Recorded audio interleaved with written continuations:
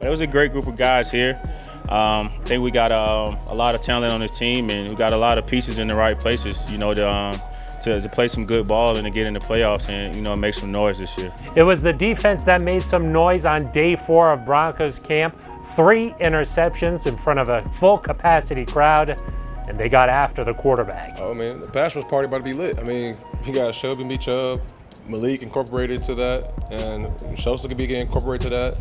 Deshaun could be incorporated to that. Everybody got the ability to rush the passer. It's going to be fun.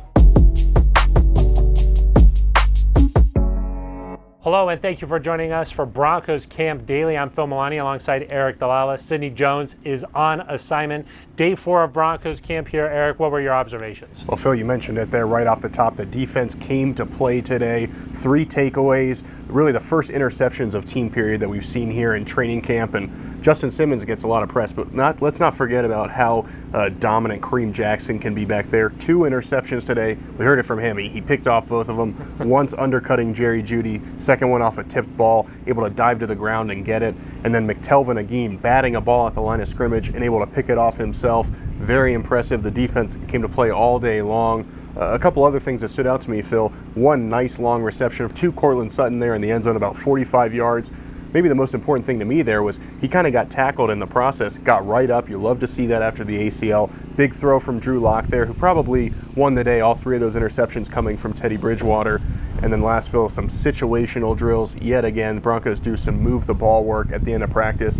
That's going to be so important later in the season, and we've seen them spend a little bit more time on it since they were able to get so much work done during OTAs. Yeah, that was really the first time we've seen them do that move the ball, where the guys have to move on the sidelines, not so much huddled around the quarterback and the play calling there. Vic Fangio going to be stressing that moving forward here. You mentioned McTelvin Agim got that big interception. He says he's feeling a lot more comfortable heading into season number 2.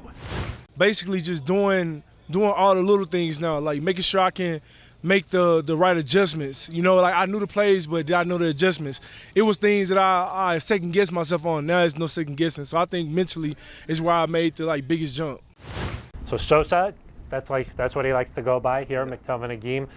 Heading into year number 2, feeling a lot more comfortable as the defense took care of business here on day 4. But Eric, I want to talk about the offense a little bit. You mentioned Courtland Sutton made that big play down the sideline there.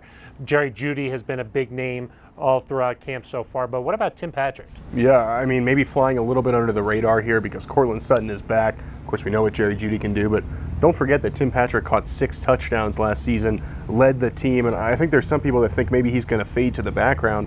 I don't think that's going to be the case, Phil. He's still going to make his plays, even with KJ Hamler pushing for time, even with Noah Fant there as a big option. Tim can show he can go down the field and make contested catches. I think the quarterbacks know they can trust him, so in big moments, the ball could go there to number 81, and he knows he's got to make the most of those opportunities, but I think he can do that.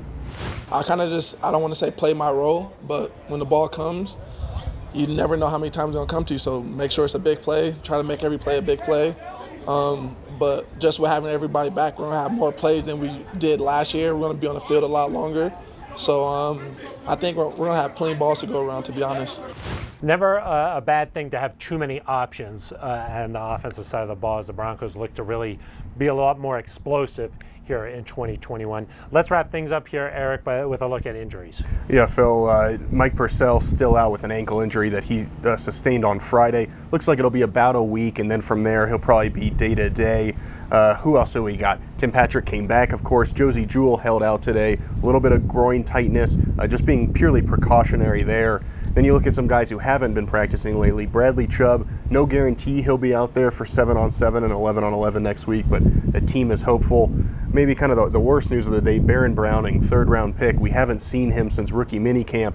Vic Fangio said he's stuck in his recovery. Not quite sure when he'll be able to get back on the field with a lower leg injury. Think the Bradley Chubb thing is anything to be worried about? I mean, I thought this was just supposed to be conditioning. Yeah, I mean, we'll have to see here maybe next week. If we go through another week and Bradley Chubb's still not out there, maybe something to ask Vic Fangio about. But for now, I know they're trying to keep it slow, get him back healthy, and be ready for week 1. I guess one positive on the injury front is that Sunday What's is that a day. about, man? Oh my gosh, we're talking about the pass rush. Von Miller's here. Von Miller's healthy. He's ready to go. I'm ready to go, man. Appreciate y'all.